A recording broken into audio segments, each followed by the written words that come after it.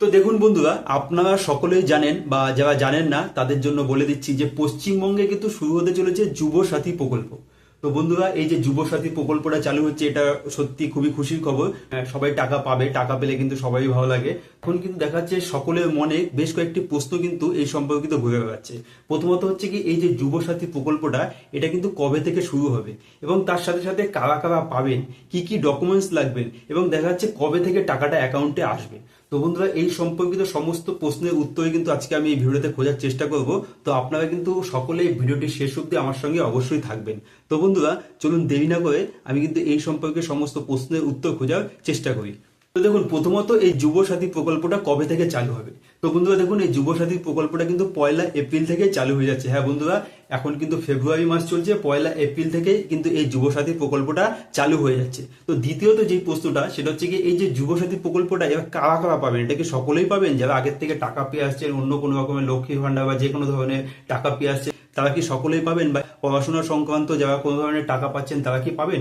তো বন্ধুরা দেখুন, এই যে যুবসাথী প্রকল্পের টাকাটা এটা কিন্তু 21 থেকে 40 বছর বয়স, আবার শুনে রাখবেন, 21 থেকে 40 বছর বয়সে যে সময়সীমা, মানে এই বয়সের মধ্যে যারা আছেন তারা কিন্তু পেয়ে যাবেন। কিন্তু যারা সরকারি অন্য কোনো রকম ভাতা পান বা অন্য কোনো রকম ভাতা যারা সরকার থেকে পান তারা কিন্তু এই টাকাটা পাবেন না। শুধুমাত্র স্কুল সংক্রান্ত মানে পড়াশোনা সংক্রান্ত কোনো টাকা যদি পেয়ে থাকেন তাহলে কিন্তু তারা এই টাকাটা অবশ্যই পাবেন। ঠিক আছে বন্ধুরা? তো দেখুন বন্ধুরা, তৃতীয়ত যে প্রশ্নটা ছিল যে কি করে আবেদন করবেন। তো বন্ধুরা দেখুন, এটা কিন্তু অবশ্যই এখনো পর্যন্ত অফলাইনে আপনারা আবেদন করতে পারবেন। প্রত্যেক বিধানসভা ক্ষেত্রে কিন্তু 15/2/2026 থেকে 26/2/2026 পর্যন্ত, অবশ্যই এটি নোট করে রাখবেন, 15/2/2026 থেকে 26/2/2026 তারিখ পর্যন্ত কিন্তু একটি করে সরকারি ক্যাম্প বসবে। এবং এই যেমন দুয়ারে সরকার ক্যাম্প বসতো সেই রকম টাইপেরই ক্যাম্প বসবে এবং সেই ক্যাম্পের থেকেই আপনারা ফর্ম তুলতে পারবেন এবং সেই ফর্ম ফিল আপ করে কিন্তু সেখানে জমা দিতে পারবেন এবং এইভাবেই কিন্তু আপনারা আবেদনটি সম্পূর্ণ করতে পারবেন।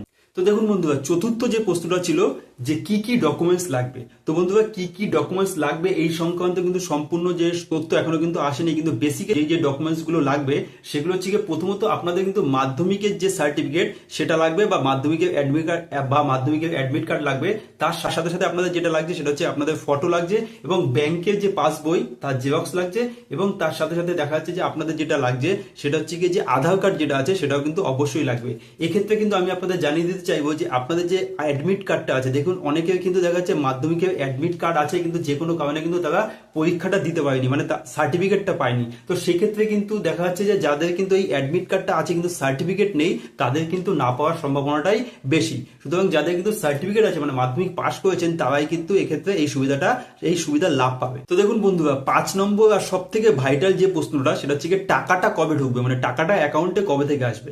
তো বন্ধুরা দেখুন, এপ্রিল 2026 থেকে কিন্তু জুলাই 2026 পর্যন্ত, মানে এপ্রিল মে জুন জুলাই এই 4 মাসের টাকা কিন্তু একসাথে, যে আগস্ট আছে তাতে 6,000 টাকা ঢুকবে, এমনই কিন্তু বিভিন্ন সূত্র এবং সংবাদ মাধ্যম দ্বারা জানা যাচ্ছে এবং তারপরের থেকে কিন্তু প্রত্যেক মাসে মাসে টাকাটা ঢুকবে এমনই কিন্তু জানা যাচ্ছে। তো বন্ধুরা, এই সংক্রান্ত এই যে তথ্যগুলো আমি আপনাদের দিলাম, এই সংক্রান্ত আপনাদের যদি কোনো কোশ্চেন থেকে থাকে কমেন্ট বক্সে অবশ্যই জানাবেন। তার সাথে সাথে কিন্তু এটা জানাতে ভুলবেন না যে এই যে যুব সাথী প্রকল্পটা মাননীয় মুখ্যমন্ত্রী মমতা ব্যানার্জি যে চালু করছেন এটাতে আপনাদের কি মানে কতটা সুবিধা হচ্ছে, এটা কি আপনাদের জন্য ভালো হয়েছে না খারাপ হয়েছে, কমেন্ট বক্সে হ্যাঁ অথবা না লিখে জানাতে কিন্তু ভুলবেন না। তার সাথে সাথে কিন্তু ভিডিওটাকে বেশি বেশি করে অবশ্যই শেয়ার করে দেবেন।